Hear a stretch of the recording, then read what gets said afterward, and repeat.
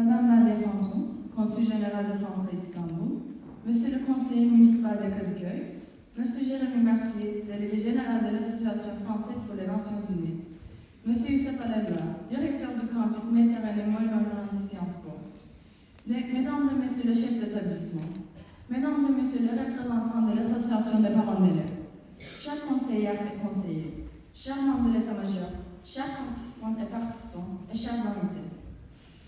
Aujourd'hui, c'est un honneur pour moi de vous accueillir à la 15e édition du modèle francophone international des Nations Unies à Norvège en tant que secrétaire général.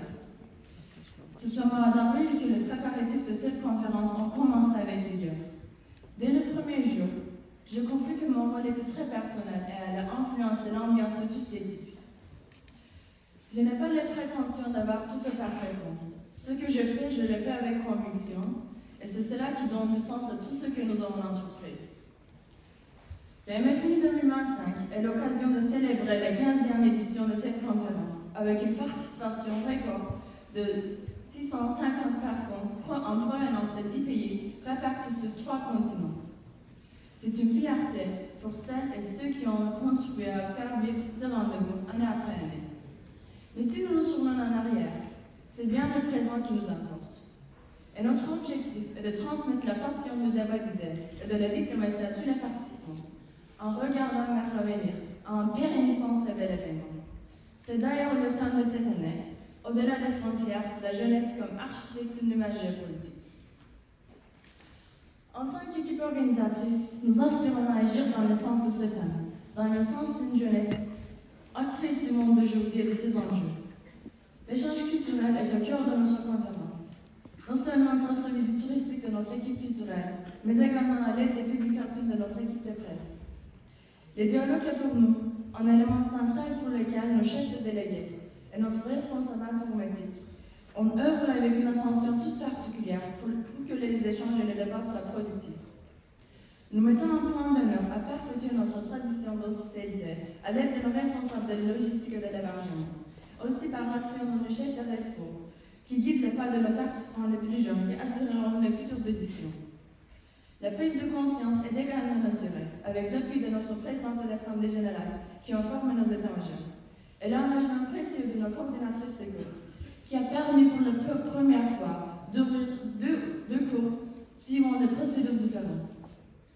Tout ceci démontre très bien que nous ne sommes pas des chefs isolés, limités à leur rôle, mais une véritable équipe dans laquelle chacun collabore. Si notre organisation est faite par et pour la jeunesse, nous ressentons une problématique qui restreint l'influence des jeunes dans la diplomatie mondiale. Cette dernière est avant tout réservée à une élite, et la place des jeunes y est plus limitée. Les jeunes sont toujours perçus comme une nouveauté qui menace et disturbe l'ordre établi. Notre avis compte, et il est contre-productif de chercher à l'abusure par des formules polies, des étiquettes banales ou des manœuvres hypocrites. Nous pouvons tout voir, entendre et comprendre. Sous chaque petit doute, nous restons des enfants de guerre et de paix. Et nous brûlons d'incarner une jeunesse connaissante, actrice d'une image géopolitique. C'est la mission de MFI 2025.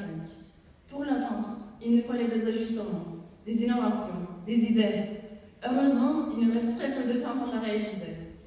Avec les 2 sessions plénières de l'Assemblée générale, nous envisageons de créer une atmosphère de partage de réflexion. Avec les diversités de nos comités, nous espérons que nos délégués reconnaissent les différents aspects de la géopolitique. Avec le comité du Conseil de sécurité, nous devons souligner l'importance d'un système diplomatique plus juste. Avec nos 2 comités de l'UNESCO, nous souhaiterions qu'un nombre maximal de participants soit sensibilisés au patrimoine culturel que nous devons connaître, protéger et transmettre. Avec nos cours, nous voulons préparer une jeunesse connaissant le droit afin de le faire respecter. C'est la raison pour laquelle ce que nous faisons ici ne se limite pas à une simulation. C'est une expérience d'avenir, un endroit où le respect et la tolérance règnent avec la fraternité, où le progrès devient structure et où le travail collectif devient une puissance impossible à contourner. Le lieu qui nous rassemble ce week-end, c'est le lycée Sarısev d'Istanbul. Et chaque relation établie, chaque photo prise, chaque résolution rédigée et chaque discours délivré seront gravés sur ces murs. Il sera l'un des berceaux de la diplomatie nouvelle que nous appelons de nos voeux. Pour conclure, je voudrais citer les paroles d'une chanson écrite en 1971 qui appelle la jeunesse à s'exprimer. So you children of the world, listen to what I say. If you want a better place to live in, spread the word today.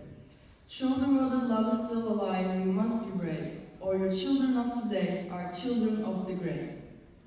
Ces paroles, qui sont écrites il y a 50 ans, ne sont pas démodées, et elles résonnent. J'espère qu'un jour, nous pourrons vivre dans un monde meilleur auquel nous aurons contribué. Merci à tous et bonne conférence.